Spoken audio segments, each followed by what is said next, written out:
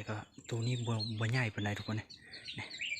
ไซส์น้อยอยู่ตัวนี้เอาจับเบิ่งกับหูนี่บัวก้นก็ตัวนี้บัวแดงเข้มปานใดเนาะออกส้มๆอยู่ทุกคนก็นกก็ยังบ่สมบูรณ์ปานใดตามเบิ่งกราบสบายดีFCหมดทุกคนเด้อทุกคนวันนี้เฮาสิมาต่อนกทุกคนเมื่อกี้มันขึ้นเฮือนมันขึ้นไปเฮือน2 ตัวเฮาก็ว่าสิบ่ได้มาต่อแหละมื้อนี้นะแต่ว่านกมันบินขึ้นไปเฮือนแหละเฮาก็ไล่นกต่อออกบ่ทันทุกคนมันก็บินกลับลงมาก่อมากอยู่ปลายหน้านี่แหละทุกคนนี่นำมายินมันห้องกันมี2 ตัวทุกคนไปโอ้ขึ้นไปหานกเขาอยู่เฮือนนะเพื่อปีกใส่นกตัวอยู่กรงเขียวฮะวันนี้เห็น2 ตัวขึ้นไปถึงเนาะเขาก็เลยนำมันลงมาขึ้นไปห้องหานกเขาประมาณ4-5 นาทีเนี่ยเขาก็ยืนเบิ่งว่าสิไล่นกออกแล้วก็พอดีมันบินลงมาทั้งลุ่มพี่เลย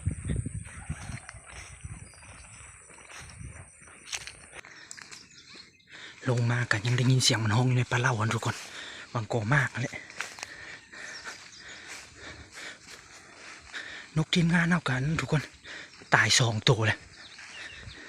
มันบุกินมากกินอย่างนะก็ยังเหลือตัวเดียวแต่ก็จักสิรอดบ่ทีมงานว่ะมันก็ยังเหงานะนกเฮาแหละว่านก็เหงาแต่เอามาเฟืองให้มันกินเนาะเฟืองกินละพื้นทุกคนนกป่านี้เอามาไม่ไหมนี่ส่วนหลายบุกินเลยบุกินมากเลยแค่บุมีตัวพากินนะเราต้องมีนกเก่าจักตัวหรือว่า2 ตัวให้มันพากินมันเห็นนกเก่าเฮากินเนาะมันก็จึงลงมากินน้ำได้ทุกคนบุษันบางจุบางภูมิก็บุกินได้นกวันนี้จะเข้าไปเกาะในเลยทุกคนคือว่ายังได้ยินเสียงมันอยู่เกาะแล้วทุกคนแค่มันบนหนีก็อยู่แถวปลาเล่านี่แหละนกนะแค่มันบุกขึ้นไปถึงเงื่อนเขาก็บ่ได้ลงมาต่อทุกคนเพราะเห็น2 ตัวเลยมันมา2 ตัวขึ้นไปห้องอยู่เทิงหมดตัวหนึ่งห้าวอยู่ได้ตัวหนึ่งนะไปอยากออกนกห้องก่อนทุกคนว่ามันยังอยู่แถวนี้บ่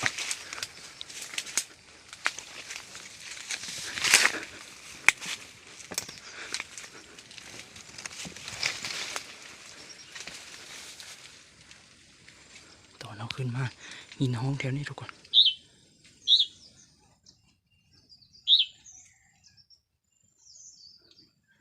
มันหนีหรอ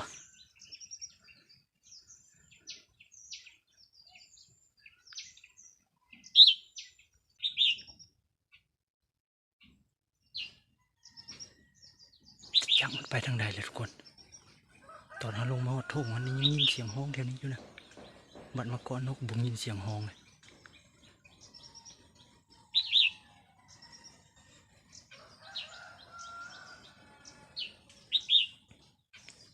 ก่อสิลงมามันขึ้นไปหานกเขาอยู่เงื่อนทุกคนมันห้องไป2 ตัวขึ้นไปห้องเลยโดนมันกลับลงมาเขาว่าสิไล่นกต่อเขาใส่กรงเลยต่ออยู่เฮือนนะมันเลยลงมาก่อนเลยได้ลงมานำมันยินห้องอยู่ปลาเล่ากินมากเลยบัดมาหอนบ่เห็นเกาะนกบ่เห็นเด็กยังยินอยู่แถวนอกคุณทุกคนยังอยู่ไกลอยู่มันออกจากกกนี่เลยถ้าเบิ่งมันจะเข้ามาคืนหมด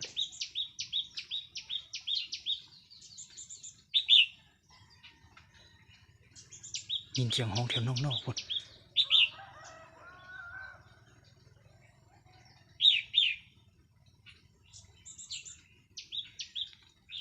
ได้มาแล้วทุกคนมาเลยนี่มาเลยทางหลังมัน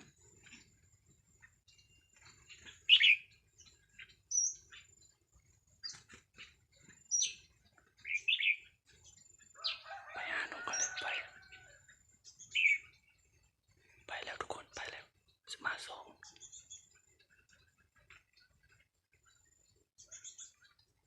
ไปแล้ว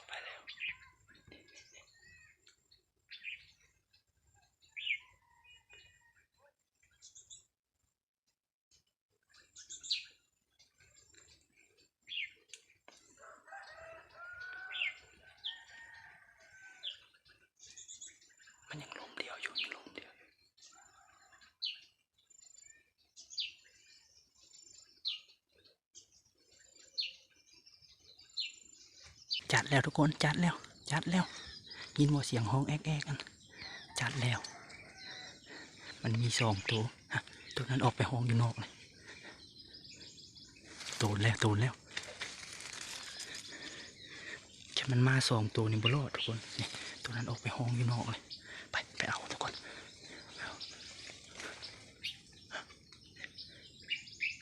โอ้ตัวอยู่นอกมันห้องดีทุกคนตัวนั้นนะออกไปห้องอยู่นอกเลยหมูมันทึกนะ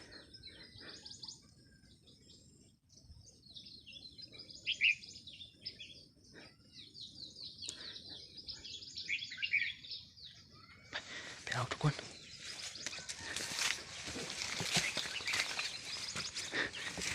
มาแล้ว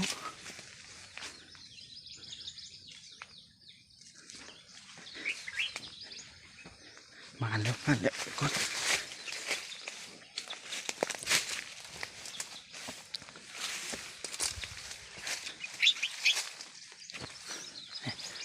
จัดไปเลยโอ้ขึ้นไปงอยห้องเทิงหมด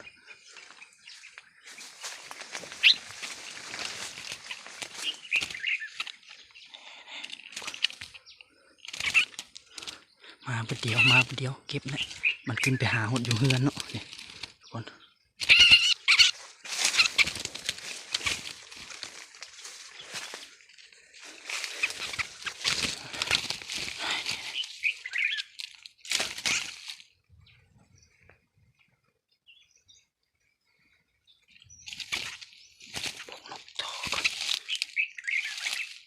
คนห้องเขาไม่ดีตัวอยู่เทิงนะโอ้บัวใหญ่ทุกคนตัวนี้นะบัวใหญ่ไปเลย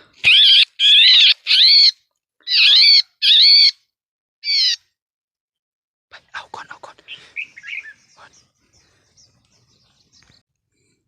ผลออกมาแล้วทุกคนบัวกะแดงระดับหนึ่งของบัวมันนี่แต่กับบัวฮึกไปไหนพอตัวนั้นห้องดีใช่ปะไปสิเกาะกันอีกทุกคนไปนั่งเจาะมันก่อน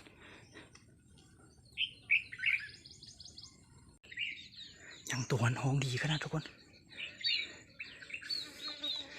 คิดว่าสิบไรมันแหละเพราะว่าเฮามาเกาะนี่มันขึ้นไปเทิงเลยขึ้นไปเทิงห้วยน้ำเลยห้องนกเอาห้องใส่ละบุรุษก็ลงมามันก็กลับลงมาคือเก่าฉันมี2 ตัวเลยเนี่ยทุกคนได้แค่เหลือตัวเดียวนี่บางทีก็บ่ได้แต่ว่าห้องดีตัวนี้นะเนี่ยปิดเนี่ย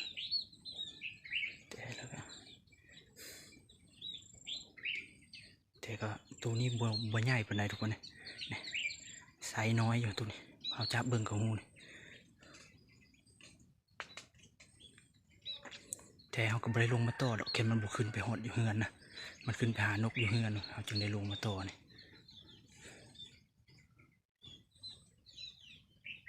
นั่งจอบเบิ่งก่อนทุกคนแค่มันบุโตแล้วก็จึงว่ากันไม่เนาะบุกกาเขาเลยทุกคนตัวนั้นพูดออกไปห้องอยู่นอกคน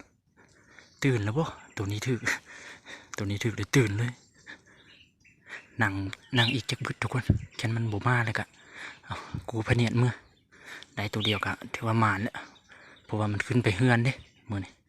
แค่มันบูขึ้นไปเฮือนเอาก็บ่ได้ลงมาไล่ต่อมันดอกอันนี้มันขึ้นไปมันเลยบินวนกลับมาเอาก็ลอยมาต่อเมื่อกี้นี่ทีมงานเอาโทรมาเพิ่นไปยิงนกทุกคนเพิ่นว่านกกินมักฝาดนกกงหัวจุกโทรมาหาเมื่อกี้นี่นกกินมักฝาดร้ายเพิ่นว่าแต่ว่ามันอยู่ไกลได้เอารถข้ามน้ำไปว่ายน้ำไปในขี่แพไปเนาะไปไกลแต่ว่านกหลายเพิ่นว่าเมื่อใดวางเวียก่อนเพิ่นว่าเพิ่นไปเลาะยิงนกเด้แต่เฮากลับมาจัดอยู่ลุ่มเฮือนห้องอยู่นอกพอ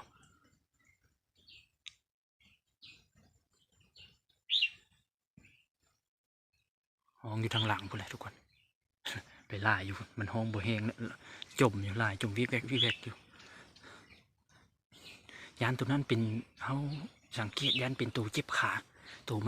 มันอยู่นี่นะตัวมันมาเลยมันเห็นหมูมันทึกนะยานว่าตัวนั้นแหละทุกคนเพราะว่าตัวนี้มันมาไหมตัวนี้มันจึงโตน ตัวนั้นเลยตัวยานตัวเก่าแหละมันบกล้าตัวแล้วนะพวกออกไปห้องอยู่นอกนะตรงนี้เราบ่ขึ้นไปถึงเฮือนเพื่อปีกสินกเฮาอยู่กกเฮาเกาะอยู่กกไม้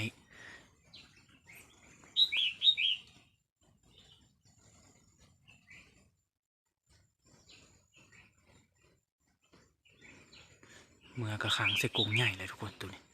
ขังใส่กรงใหญ่ก่อนแก้มกระแดงอยู่ทุกคนนะ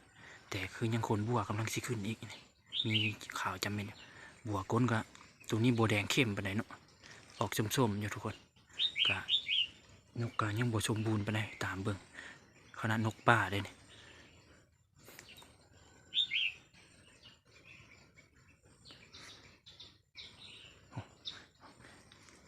ถ้าอีกจาก30 นาทีทุกคนฉันมันบ่มาเลยกะขึ้นเฮือนเอาทุกคนกะสิได้ขึ้นเฮือนละนกตัวนั้นนี่แหละเหลือแต่ปลอดทองอยู่เทิงนี่กินมากขี้เหล้า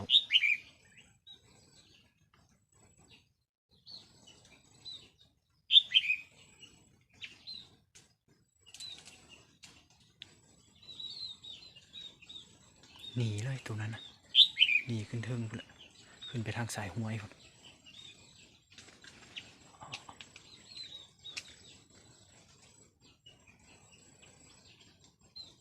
ยังจะดอกแดงกับปลอดทองตอน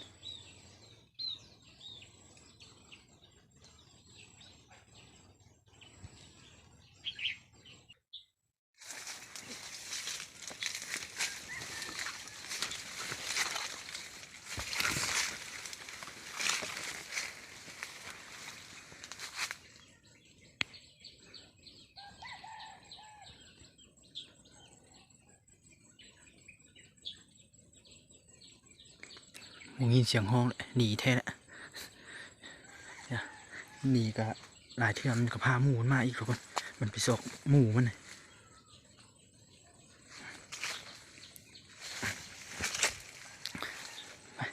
เอากะสีกูพะเนียดแล้วก็ขึ้นเฮือนแหละทุกคนนะ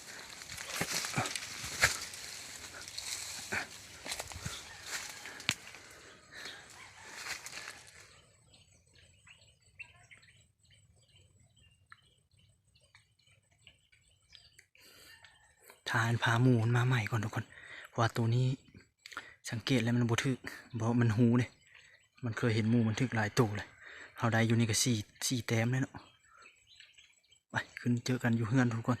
เอานกตัวนี้ขึ้นไว้นกตัวนี้ขึ้นไว้เนาะ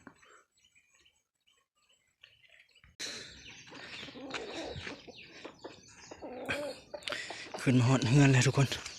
กะเสียวนกตัวนี้เกาะไว้ก่อนนกโตเกาะไว้ก่อนฮอนอีหลี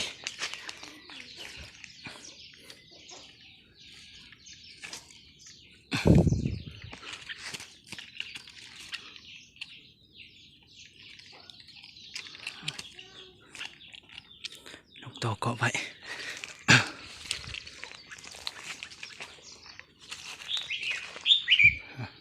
ตัวหันหอ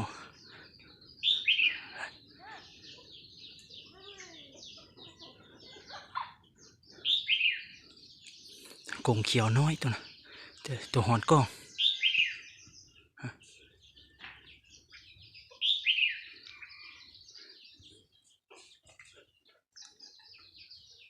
มันเงียนห้องมือเช้าเนี่ย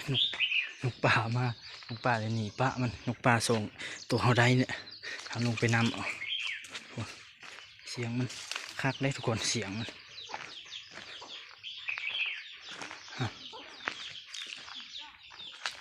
เอานกมาไว้ก่อน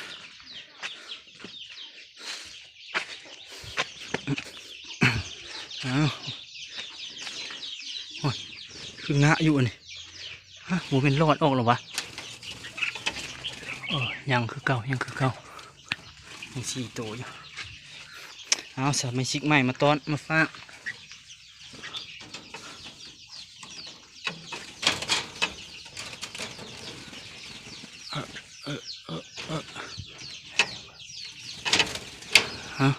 จับมันโดนลายจะเป็นอะไรอ่อนแห้งแล้วบ่เบิ่งก็ลงเป็นนางเจ้าอย่างทุกคน ไปนั่งเนาะ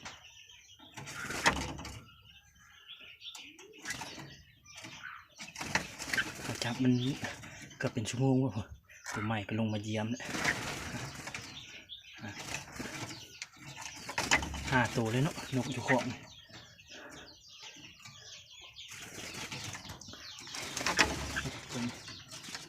ตัวนั้นยังบูบินขึ้นทุกคน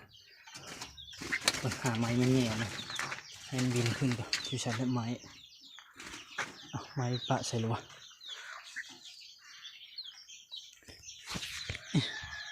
ไม้น้อยๆเอาไปใส่เลยวะ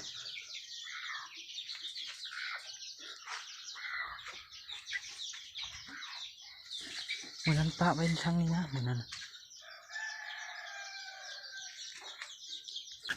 ขึ้นจับเลยแต่ว่ายังจับอยู่เกี่ยวยังยานหมูอยู่ก็เป็น5 ตัวเนาะนกกัน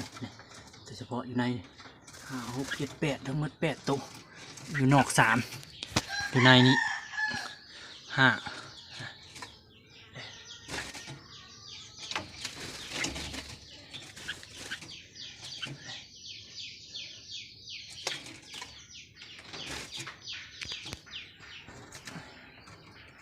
กล่องก็บ่อยากแจงไปได้แล้วมัวอยู่